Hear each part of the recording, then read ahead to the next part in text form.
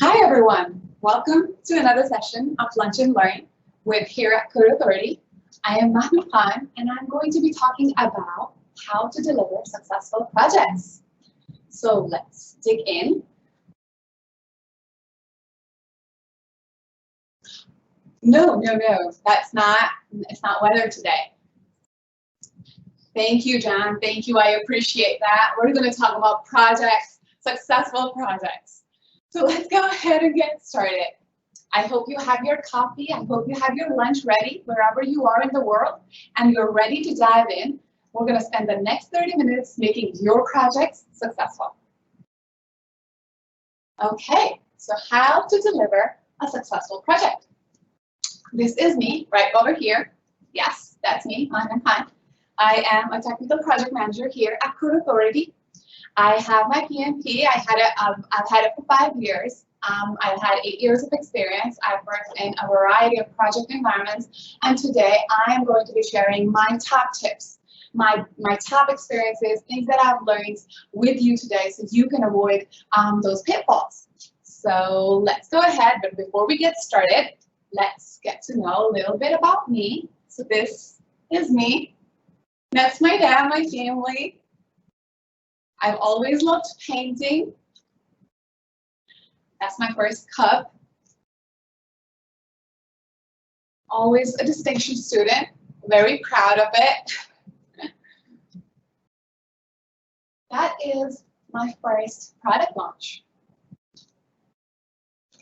I believe in giving back to the community. That's the first cake I ever baked. That was for my husband. And this is him, the handsome dude I got married to last year. And here I am at Code Authority. So let's talk about project success. Okay. So projects are run in many different kinds of environments, right? They can be nonprofit or for-profit. They can be startup, a medium-sized organization, or a large enterprise. Wherever your project is, wherever you're working, there are key steps, key ideas in project management methodology that are going to help you make your project successful. I worked in all of these environments, so. Okay, so for example, each one of these environments have different kinds of challenges. A startup, they're focused on survival. A startup is focused on growth. A startup is focused on execution. So they don't have the time to pause and build process.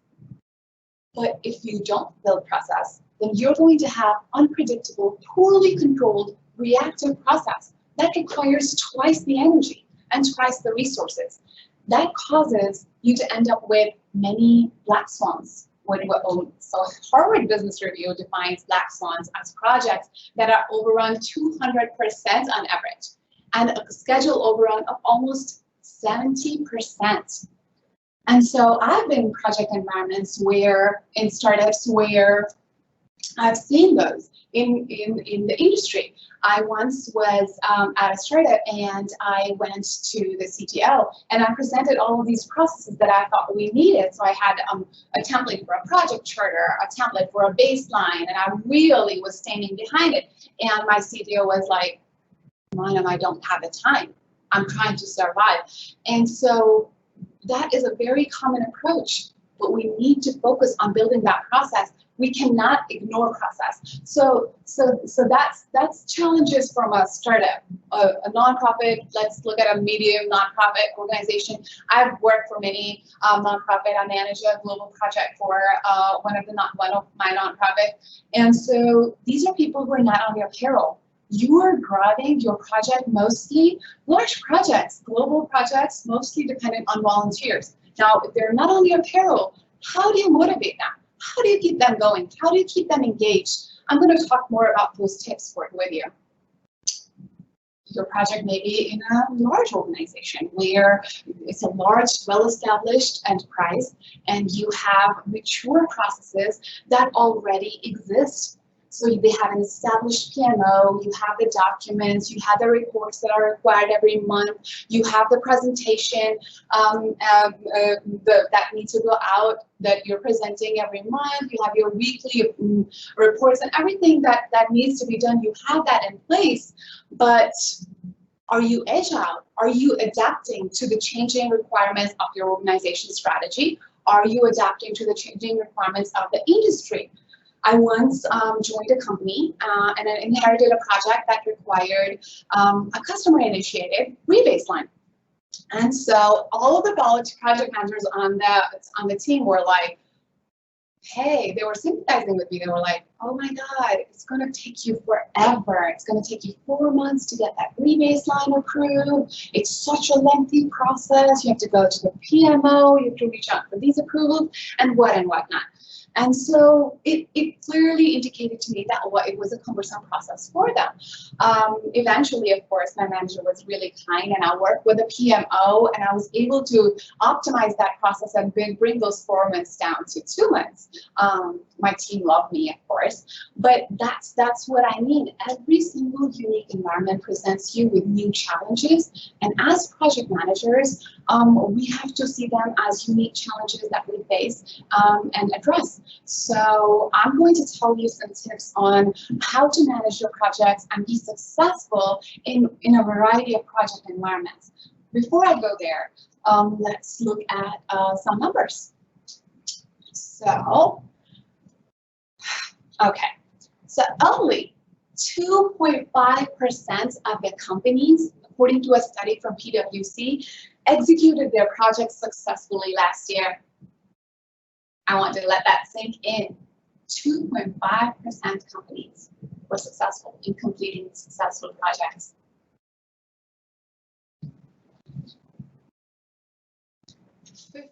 $150 billion were lost in revenue and productivity, only in the US, only in the IT sector.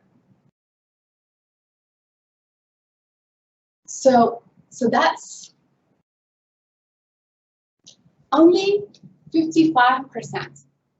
55% of team leads and project managers knew clearly that their project's business objectives were clear to them and their team. So why did the project exist? Almost 50% of the team did not know the business need of the project. Why? So we have project management. So PMBOK, the first PMBOK was published in 1987. Scrum has been around. So Scrum as a project management methodology style was coined in 1986. And so all the knowledge, the project management knowledge has been around for a while. It has been around for a while. Why are we still having such failed projects? Why? And so my answer to that is project management is an art. Every single project that we have is in a different organization. Excuse me. It's in a different organization. It's in a different team. The maturity level of each team, the maturity level of the organization, the overall PM process, and the maturity level. All of that together formulates a very unique environment for your project. And so it cannot just be a science that you implement, but in fact, project management is an art. So what is our goal? What is it that is our goal? Our goal is to be agile, so we can change direction quickly. Our goal is to maximize opportunity. So we're not too focused inward trying to build process and losing out on business. Our goal is to be stable. So how do we become agile, maximize our opportunities, and still be a stable, forward-moving organization, delivering successful projects? So without any delay, I'm going to tell you how you can be a project champion. Let's look at my top 5 tips. The first one is know your purpose. Why does your project exist? What is your purpose? Know your purpose. Know your risk. It's very important as a project manager for you to know the risk environment that your project lives in. Be open, receptive, and engaged.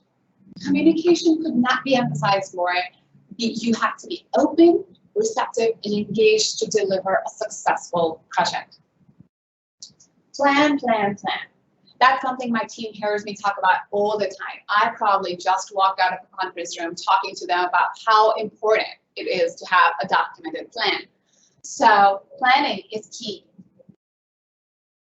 And the final one right over here is, what is the process? I'm a truly process person. I have process for everything, even in my house. And so I truly believe in the benefit of having a good process. Notice that I say good process.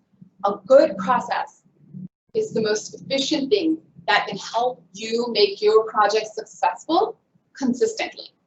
Okay, so these are my top 5 tips for you. Let's dig deeper into each one of them. Okay, know your purpose. Okay, so how do you define a project? How do you define the success of a project? Any project came about because it was going to fulfill a business need. So the project exists because it is fulfilling a business need. As a project manager, you should know what need it fulfills. You should understand, how do we usually define project success? I know that we all use the same success criteria. Project should be on schedule, on cost, and meet its scope requirements. But that's not enough. We need to fully understand what it is that our project is trying to accomplish, what it is that our project is trying to resolve, what does that mean? And so once you have that full understanding, reach out to all of your stakeholders, understand what is it that they expect from the project. Because once you do, and once you understand fully what that project's requirements is, then you can guide that to your team. And then you can make sure that your entire team understands why the project exists, right? And so as a project manager, we are the head of the ship, the captain of the ship. And so if the entire team understands why the project exists, and consciously understands why the project exists, then every single tiny decision that the team makes is in alignment with fulfilling that project need, with fulfilling that role that the project came about for.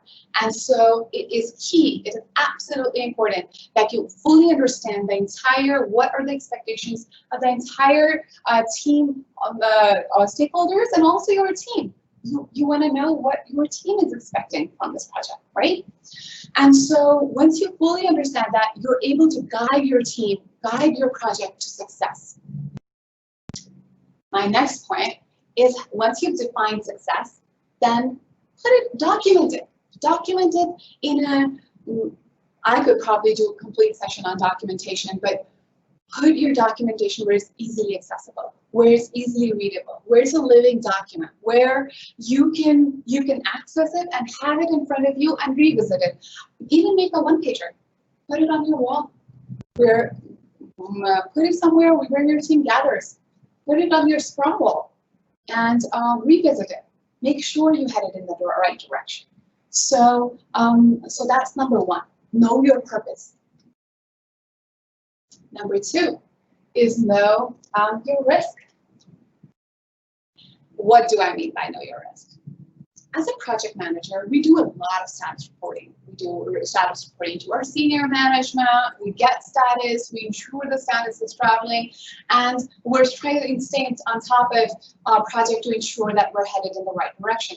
But there is something, when you have that touch point, I encourage you to encourage your team to identify risks, to instead of making that touch point just a status, identify risks. So I like to ask my team, what can go wrong that may put you off trail? Okay, you're good, you're green, I'm on track, I've done what I'm doing, I have everything that I need to do every Scrum. That's what we hear, right? But ask them that additional question: what may go wrong that will put you off track? What can I do to help you be more successful? What can I do today so that you stay on track? Now, those are questions that encourage you to encourage your team to build that culture of risk identification. So risk identification is not just a document that's sitting on your SharePoint, right? It's a living culture. So as a team, you are identifying risks. As a team, you're like, hey, I once had this a member of my team, I was almost about to name him, but so he would say, you know, if I don't have this document by Friday, I won't be able to accomplish my next week's goal. I know you like to know that kind of thing, so I'm telling you it's Monday, but I'm just telling you I need it by Friday. So now I have enough time to make sure that I get my team member what they need, so they stay on track. If I don't have enough time, then that causes resources, that causes schedule impacts.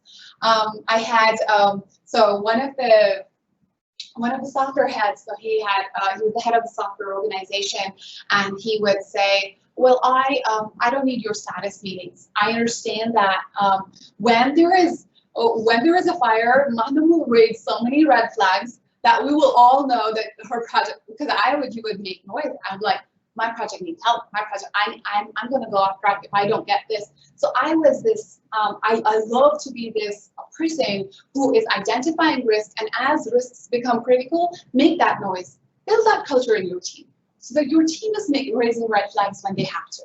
You're raising flags when you have to. Know your risk. Know the risk environment that your project is living in. That will help you. It will help you mitigate those risks and ensure that you have minimum impact on your project and make your projects successful. So that's my number 2.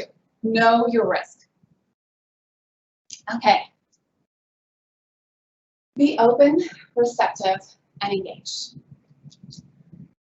What do I mean by that? Communication could not be emphasized enough. I borrow this terminology from Susan David's book, Emotional Agility. It's how are you an emotionally agile person? How do you be able to be present, and are you open, you're receptive, you're engaged, you as a project manager with your team, and then your team with you, right? So you have that open culture of communication. Why is it necessary? For a project to be successful, your team needs to be a high-performing team. For a project to be successful, your team needs to be a high-performing team. When you form a team goes through phases. So you have your forming, then you're forming, you're getting to know each other, and you're asking questions, and then you're norming, you're coming together, and then you're performing. So every high-performing team is going to go through phases, right? And so it's important that you as a project manager are supporting that transformation from forming storm. And so it's important that you are guiding your team to be a high-performing team. And for that, it's important for you as a project manager to be a role model, to practice good communication, and then encourage and guide your team to get to that point faster. We've done something that we've used recently in the past is I've done it with my team where we do a circle of trust. And what we do is we all stand together, like maybe 15 of us kind of get together after our scrum, even after a retrospective, and then we talk about our passions. So each and every one of us have something on the side that we do, that we enjoy, that we're passionate about, that we like to do on the weekends. And so we would all kind of get together and talk about, and each person can talk about what their passion is. Now we're able to get to know a little more part of each other that wouldn't come up during a day-to-day. That wouldn't come up. So you're able to connect more. You're able to build those bonds of trust, those foundations of good communication, where you can be direct in your communication. For example, I mean, if you have a good communication, you don't have to go round about that doesn't work for me. I think we need to talk about it, or I think you should change that. Or the communication within your team is direct. The time is saved. The resources are optimized. So it's key building an open, receptive, engaged conversation. It empowers your team, it motivates your team, it inspires your team. You as a, we're now in the agile world, as a Scrum leader, you're a Scrum Master, you're a servant leader. You're helping your team be independent, right? And so that's my number 3 for you. To have a successful project, your team has to be open, receptive, engaged, you being at the forefront. Plan, plan, plan. I could say that many more times again. So planning is key. Now there's a couple of things. As soon as your customer is like, hey, I like that mockup. Yeah, those are the requirements. Yeah, that's the flow of my application. The team wants, and we're always on a tight schedule. You're like, let's get to work. Let's start developing. Pause. Document your planning. Have a planning document. Another misconception that we commonly have is that agile project management does not require planning. Wrong. Agile project management requires a plan that is a living document, but you document it. You have the big requirements, you have the big modules, you have that plan written down, and then that's a living document. As you go through the process of refinement, as you go through the process of refining your backlog and scrubbing your backlog, you are now optimizing your planning document so it reflects your latest present. It's not something that happened and then you move forward and then that doesn't hold true anymore, and it's not that it doesn't exist. So focus, ensure that you as a project manager are making sure that you pause with your team, have a planning document. You can use a variety of tools based on whatever works for you and for your project environment. You can use an Excel sheet or a Microsoft project or whatever it is that works for you. But it is a document that you can refer to, that you can come back to, after 6 months as well and still be on the same page. And it's a document of communication. It allows you to ensure that you as a project manager and your stakeholders are all on the same page. And so definitely document your plan. And a project plan and a development plan are two different. I've seen that in my in a couple of projects as well, where we assume that the development plan, which is the user stories and the sprint stories, and is the project plan. There is a lot more planning that happens before, and there is implementation, execution, and deployment, and rollout, and all of that builds the entire project from start to finish. And so ensure that you are looking at a project as a complete project activity and not just at development. So that's, and of course, keep all of your stakeholders in the loop. So that is planning. Make sure that you plan. And the 5th point, I'm sure we're not doing too well on the time. I'm going to ask my producer to say, we're good. Okay. So we have, my 5th point is, what is the process? Right over here. What is the process? Ask that question. Encourage your team to ask that question. As a business, as we talked about earlier, we are in a unique scenario. Your business is unique. Your project environment is unique. Your process is unique. And so our PMO needs to adapt to the unique requirements of our own specific projects. So as a project manager, when you need to get that re-baseline done, when you need to do that change management, change plan done, or execute that, whatever it is that you're doing, it's important that you encourage your team and you yourself practice it. You ask, what is the process for doing it? If we do not have a process, we reinvent the wheel each time. That is not efficient. Number 2, we repeat mistakes. So it's important to have that culture of having a process. Now, when you have that process, ensure that you are also asking, is this useful for me? Is this useful for me? Is this the best? And so be open in questioning your process. So what is the process and why? I once was developing this process for managing an offshore team, and we had to get the financials approved for each month. And the process required like 2 months to just like get the approvals. And then like we were 6 months behind in actual payments. And so that was, of course, causing concern and worry, and we were always in like firefighting mode to get to them as fast as possible. And so looking deeper at what the process was and how things were going about, I saw that we had 10 people on the approval list. Out of them, only 3 actually knew what was going on and approved, and the rest were like senior VPs, heads that somebody assumed that things need to pass through them. And so by optimizing and decreasing those touch points, we were able to optimize that and save like 60% of the time. So as a culture, we need to ask, what is the process? Why is this the process? And number 3 is, once you have that process, measure where you are. CMMI provides you one very good tool where you can see which level of process maturity am I at? How mature is my process? And once if you're at level 1, okay, I'm going to go to level 2.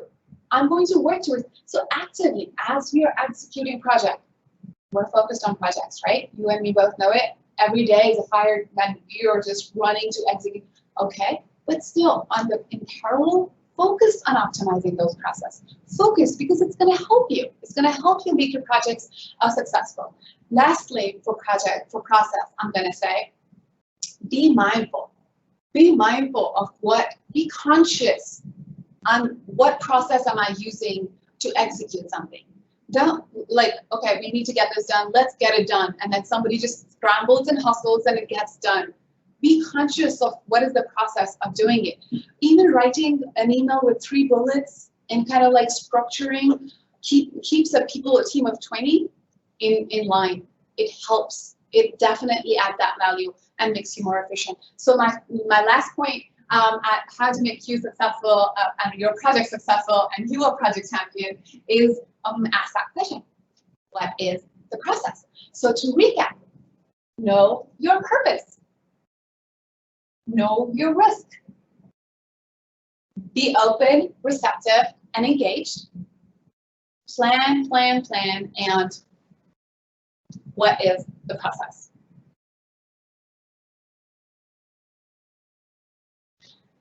So what are your next steps going to be? What are you going to do to be a project champion? Go back to your project and see, how have you defined your success? Are you aware of the risk environment that your project is in? Do you have a high-performing team? Evaluate how you're planning, and then how close are you executing to your plan? Do you have a unique process? Is your process working for you? Once you review that and optimize, I am sure you're going to be a successful project champion. So now that ends what I have for you. I have one more question for you. When you wait for a waiter in a restaurant, aren't you a waiter? Sorry. So, okay, you don't have to answer that. Now you can ask your questions. Yes. What do I have? Okay, we have a question from the audience. I'm a project manager and we use Agile Scrum. Our customer is a product owner, and as we plan sprints, we get added guidance from the customer on screen design and side features that are throwing off our schedule. How can we tackle this? That's a wonderful question. That's a very nice question. And so it's very common. We see that, right? When we do Agile, we start with that big plan, and then as we do sprint planning, and if our customer is engaged, our product owner is engaged, we get more details, additional features, additional things, and then it kind of throws off our schedule. How do we do that? How do we handle that? How do we manage that? It's important to first have a documented plan, so you have a commitment of this is what we're going to do, and it's important to have a baseline. So for example, when you said this is a module And that can be broken down at any level, right? You're using a work breakdown structure. You're like, we're going to give you these 3 features, and these 3 features, we estimate them to be 3 months of work. So and then you go like, okay, this is the actual user story with 2 weeks of work. So you have, with every work product, you have a time associated, or you have a schedule associated with it. That baseline will help you have very realistic, practical conversation with your customer and say, hey, okay, we did not accommodate for that feature. That wasn't part of the original plan. We're happy to accommodate. But now, since that's going to take up this time, do you want to move this to the next module? And have those conversations. And you as the project manager are the lead. You are the protector, defender of your project team. And so you have to initiate and have those difficult conversations to ensure that scope creep doesn't happen. I hope that answered your question. We have another question. I have one senior developer in the team who has considerable more experience, and the team struggles with him. The team is not moving past the storming stage and truly reach its possible velocity. As a project manager, how can I support this team? Okay, so that can happen when there is a variety of experience levels within a team. But as a project manager, as a Scrum leader, it's your job to help the team, groom the team to move towards a high-performing team. So if you see an issue, if you notice an issue, then I would advise to deal with the matter up front. Have that important, difficult conversation as it may be. If that you talk to your team, that team member, and understand where they're coming from. You talk to and try to understand and form that and insert yourself to form that bond and to ensure that the team moves forward. It's a great thing that you've recognized that your team is not moving from storming phase to a norming phase. Now you have to guide, and there's a lot of things that you can do there. You can bring in a training. You can have a training session. You can do like a weekend of training where you can, we do like a bunch of activities, exercises that help the team kind of blend and face the issues that are within the team and then resolve them. So there are some steps there that you can take as a project manager to ensure that your team is coming together. That's all the questions we have. Okay, thank you. I really appreciate you guys. And so with that, I will thank you all for attending and giving me the opportunity to share my experience with you. Your time is really valuable, and I really hope that you found this beneficial. If you have any questions, if you would like us to engage with you and help you with, or if you would like us to bring you a training, if we can help you set up a process or a PMO, anything that we can do, we're here to support you, and we would really love hearing from you. So we do have an amazing team of developers. We do custom softwares, we do staff augmentation, cloud migration, digital marketing. So we have a great team here at Code Authority, and we look forward to hearing from you and talking to you soon and helping make your project successful. I thank you all for your time. You have a wonderful, wonderful day ahead.